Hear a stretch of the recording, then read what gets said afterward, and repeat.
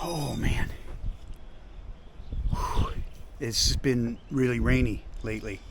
I don't really need this on for sun, but it's a nice drizzle right now, so I can film. Yeah, take a look at that over here. So that's a drainage ditch coming in, out from, wherever, the jungle. And that's why the marina water is super brown. It's got all kind of objects in it that are impossible to identify. So I'm trying to rig up this kayak, and I want to rig it thwart-ships off the transom. That's the idea. We'll see. That's the idea. You start with an idea and maybe it has to be modified, but I took all the extraneous stuff off of it. It had some fancy bungees that would last about a week in tropical UV, right? So I took all that stuff off and I threw a bow line on this thing. And I went ahead and grabbed a couple more newer lines. I'm going to put a bow line and a stern line on it, and that should help me rig it from inside the boat, because I don't want to have to get in this water. It's just super gross, and then I'd have to take a shower, and so that's where I'm at. Yeah.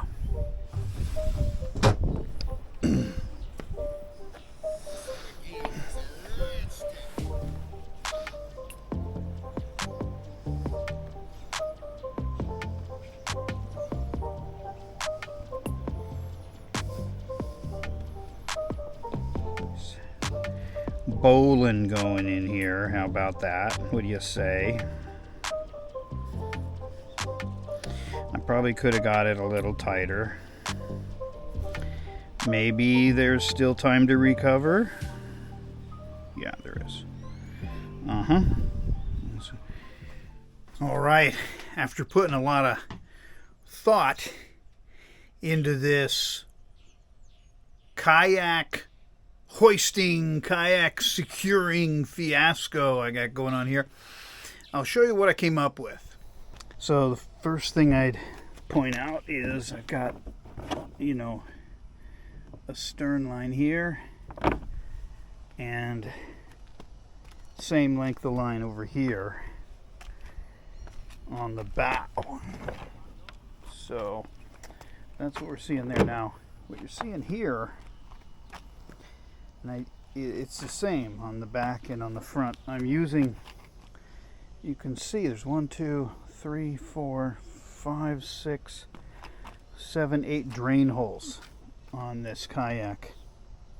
So my thought here is to use the outer drain holes, and I created some stopper loops. So there's a stopper knot on the end here.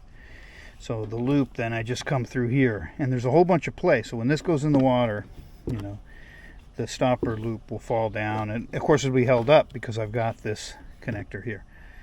But so it can still expel water, albeit not as fast.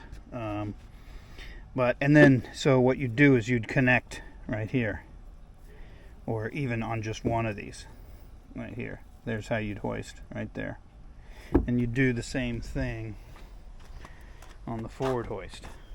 And these are about equidistant. I think maybe it would stick over on this side a little bit more. It looks like there's a little less on the aft of the kayak. So, but same deal here.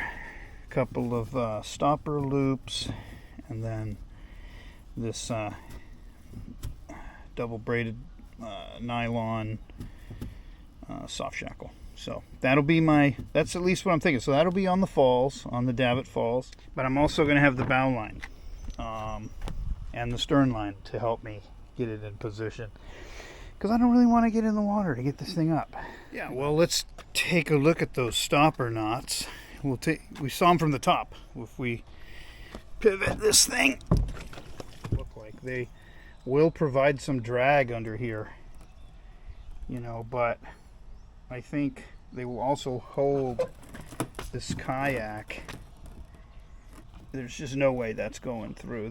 The diameter of the hole was, I think it's about 1 3/4 or 1.5 to 1 3/4.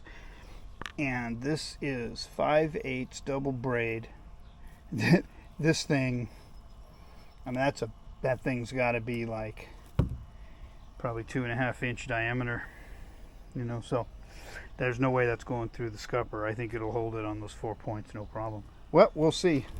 All right, let's see about rigging this kayak on the transom. I have an idea. We'll see if it works.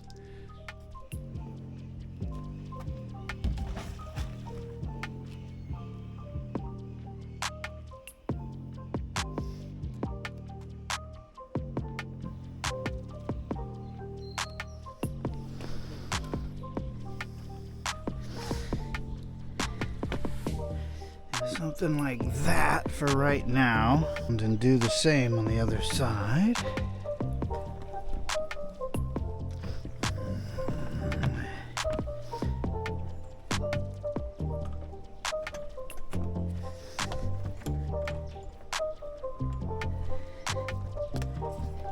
Okay.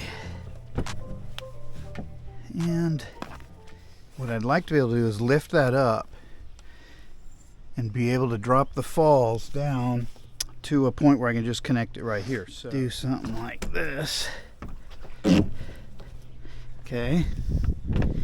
And then drop that down here temporarily. Yeah. Okay. And then I could do the same thing over here, which would make it really easy to connect the falls from inside of Frog's Leap. Wow, that really is gonna change the game, because I would always have to connect the falls from inside the dinghy, and I didn't really like it, you know. So maybe we'll just do something like that again. So this is a little, that's as high as she wants to go. But I think that's all I need. And you could do that sitting at anchor, and then just drop the falls and connect. Connection right here. Okay. Anytime I don't have to be on my feet. I don't know if I've ever mentioned this, but I have plantar fasciitis, so anytime I don't have to be on my feet, that is a really good thing for me.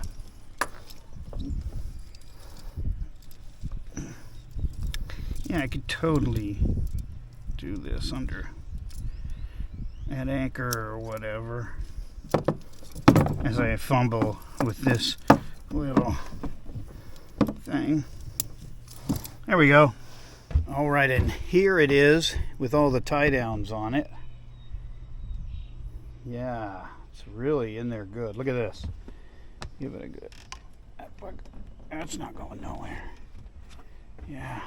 So how did I do it? Well, I've got the falls coming off of the double braid soft shackle, same on the forward of the kayak, and I've got these stopper loops. You can see the stoppers on the bottom. I ran stopper loops through there, through the scuppers, 2 on the forward here and then 2 on the aft. You see them, they look exactly the same. Those are double overhand stopper knots. And yeah, so that's how I made the falls connection. And then I have some straps here. Again, I'm using the drain holes. So a drain hole here and a drain hole there, and then they cross, so I can get some I can arrest some thwart-ship's movement there, because you know the falls aren't going to do that. You can get swaying, so you got to have some cross action here. And then I also have a little bit of tension on the bow line, just to sort of on both sides. The bow line here, so that was a stern line, yeah. So yeah, but I think that's going to be just fine for me. I think that worked out pretty good. So, anybody know what this thing is?